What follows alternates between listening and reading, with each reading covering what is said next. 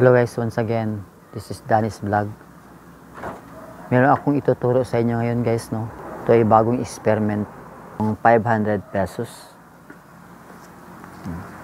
Kung tingnan mo siya guys, kulay yellow siya. Sa madaling sabi, marami itong content na gold. At matry natin ito ngayon guys, no. Makikita natin kung siya ay mayroong gold. Akbukan natin ngayon guys dito.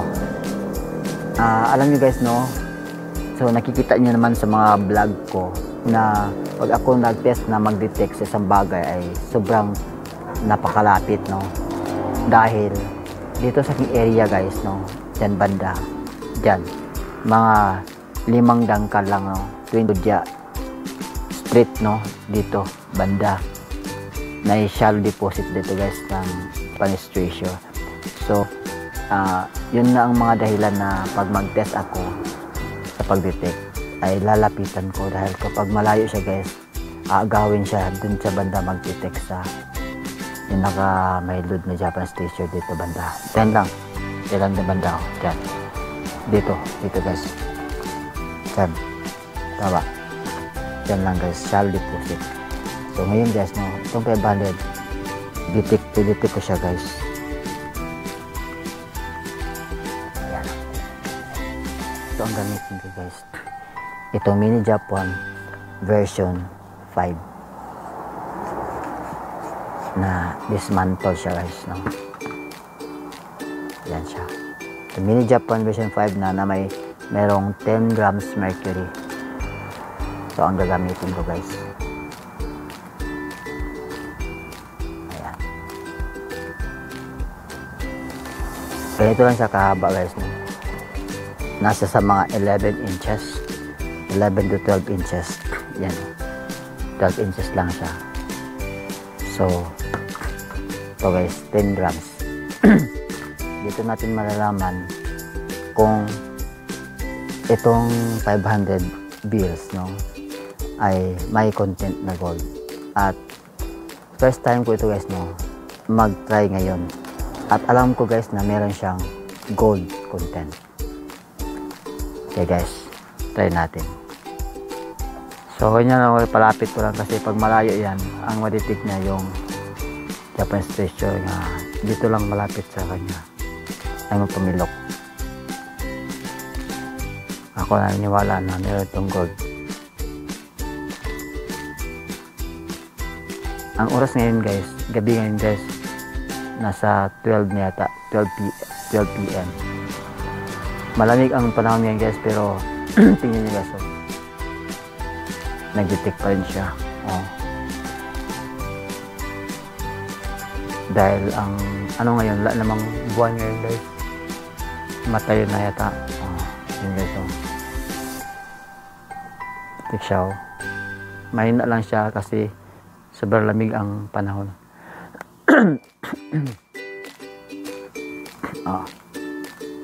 Diba? So tutukan natin. Yan guys, oh.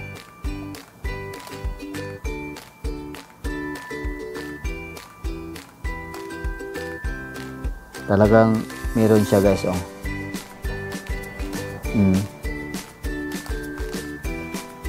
Yan guys, ah.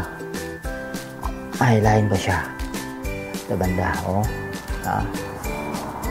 Ayan guys, oh. Diba? So meron talaga siya guys, hindi ako nagkamali. So ito guys, lapit. So sa kamay ko, nakadikit sa board yan ang kamay ko. Yung panahon yung guys, tingnan nyo na paos na ako guys. So malamig talaga siya.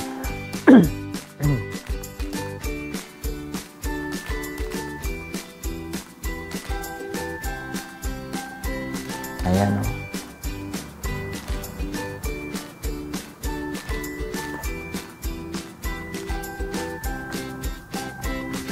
Tingnan ko. Tingnan nyo guys, hilahin ko dito banda sa ayan, oh. Sumusunod siya, oh.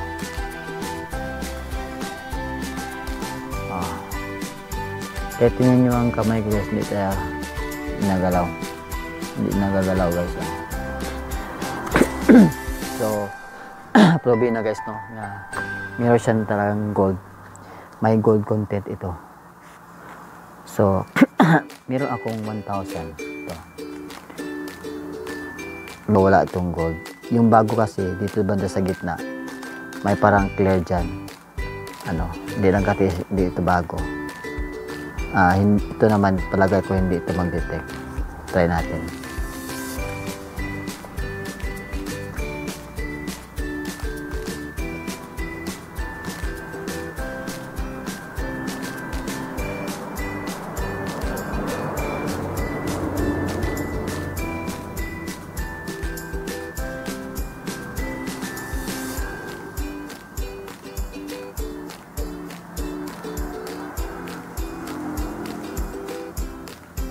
Wala siya guys.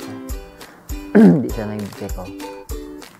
Ang na-detect nito ay ang treasure ng Japanese. Wala. So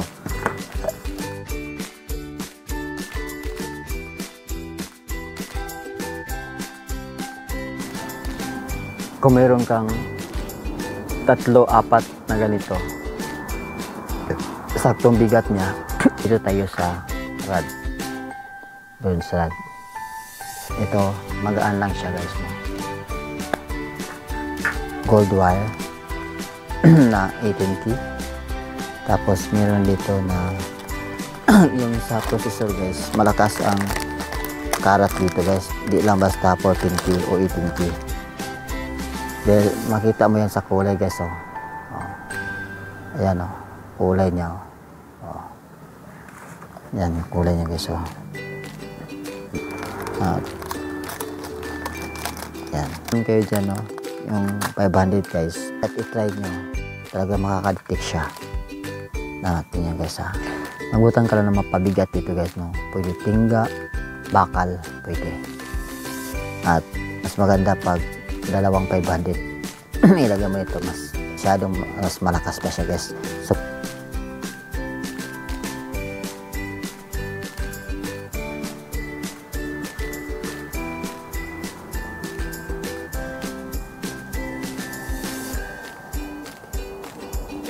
ayan guys, so, malakas mag-itik guys.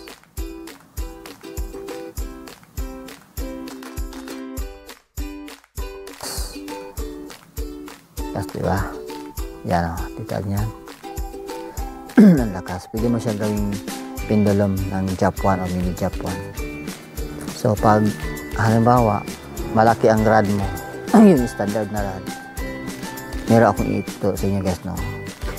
Kahit maglagay ka ng ganyan, tatlong ganyan, dalawang ganyan, isang 500 o dalawang 500 guys. Oh, tingnan niyo ha. Hilahin ko siya dito. Susunod yan.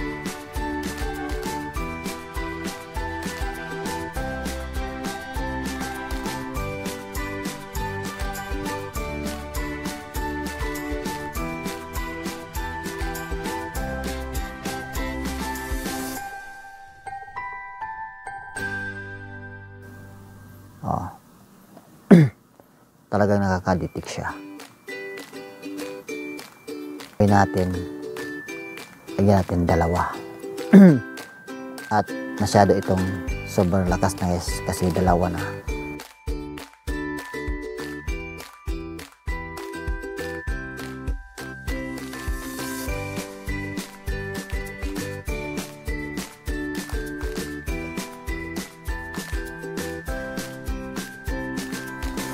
Ayan guys, no.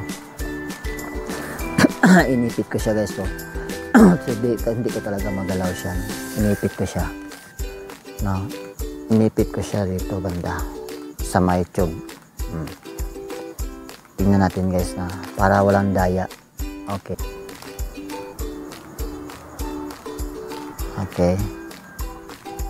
Tingnan niyo guys ha.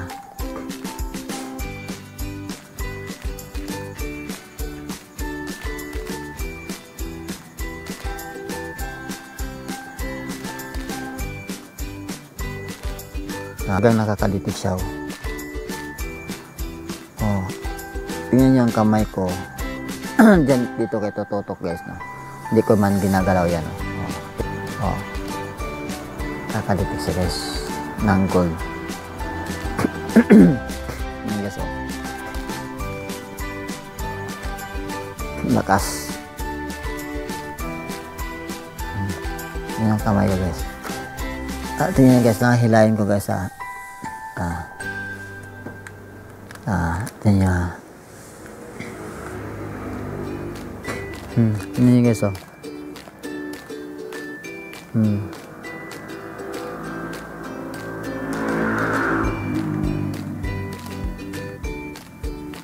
Talagang kakaditi siya guys.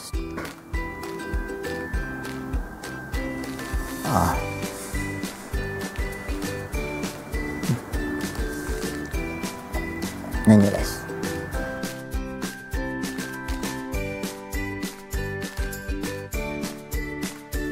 Malakas siya, lalo na pag 3-4 na 500. Sobrang super lakas guys.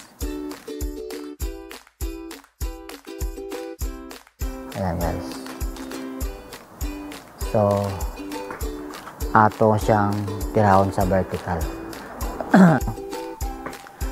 Ang sakto niya ang taas niya guys, almost mga hindi ka na rin siya. Ilan na rin sa mga 20. Tagaw na guys, malamig ang panahon. Kasi siguro mga alauna ng gabi dito, umaga. Okay, yun guys ha. Tagang dito ako hawak ko, hindi ko siya magalaw talaga kaya. Baba ako maghawak mo.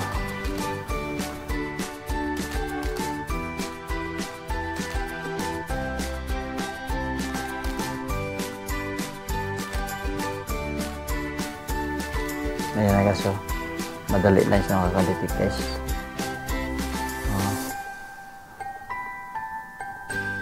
At sobrang lakas.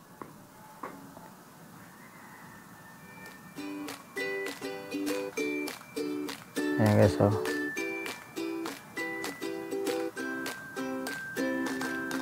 at na nyo ang kamay ko, diba hindi ko ginagalaw yan.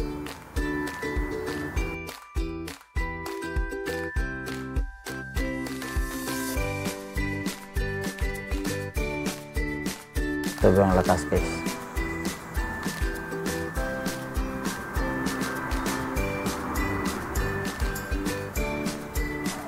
Okay. Totoo talaga na makakalitik siya guys, no? Ngayon, pwede natin gamitan siya guys ng halimbawa, hindi ka makakita ng ganitong rod. Pwede natin gamitan guys ng ng payong. Then, gamitan din natin pabigat ganito din. Ito ay ito ay pang pabigat lang.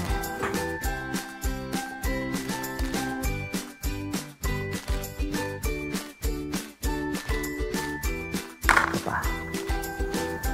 Dalawa na ito para mas malakas.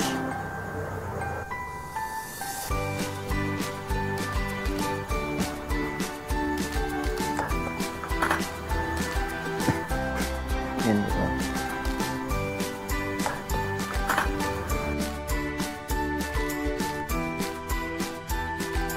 Gumawa ng Japan dito o aura meter 500 pesos, no? At dapat may pabigat ka dito. Maganda itong klase kaya pwede nyo na thread, no? Ang niya, hindi siya natin no? Isikip siya. Ang gawin natin para di siya lagyan siya ng lock.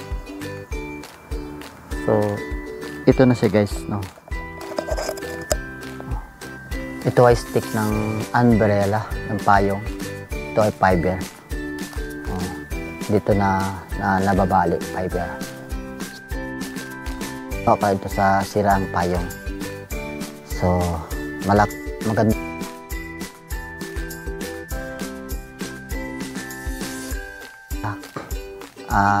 Flexible. Sa'yo natin siya dito.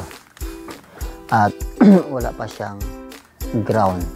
Kanina naka-ground yun. Ito walang ground kasi hindi ito nag-ground yung fiber. i-start natin sa ngayon guys.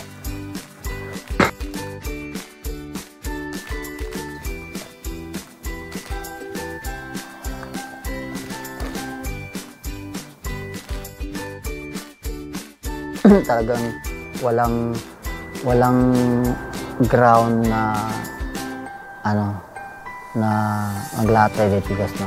Dito siya, hindi siya mga ground talaga. Try natin kung yan o, lakas siya guys.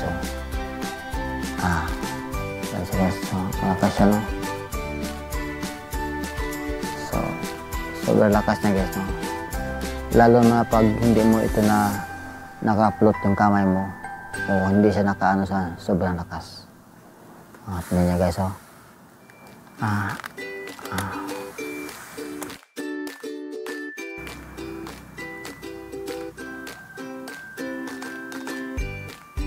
Yan guys, oh.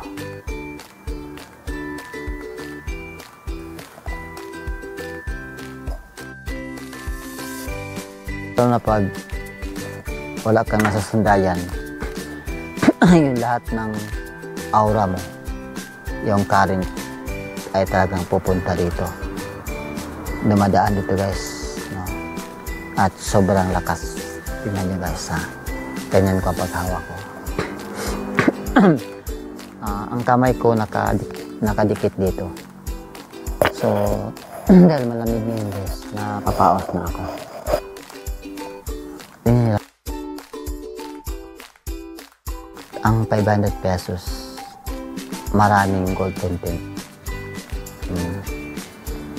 At tingnan mo lang siya sa kulay landaan guys, no? Sa kulay na yellow siya. So at talagang meron guys, oh, ang lakas, oh. Lakas mag-detect. Oh. Para yung solenoid na lead, no? Para siyang lead na gawa siyang lead na roll natin. So yan. Nakakalitik ng aura ng gold. Oh. Hilahin ko siya guys, dito ba na guys?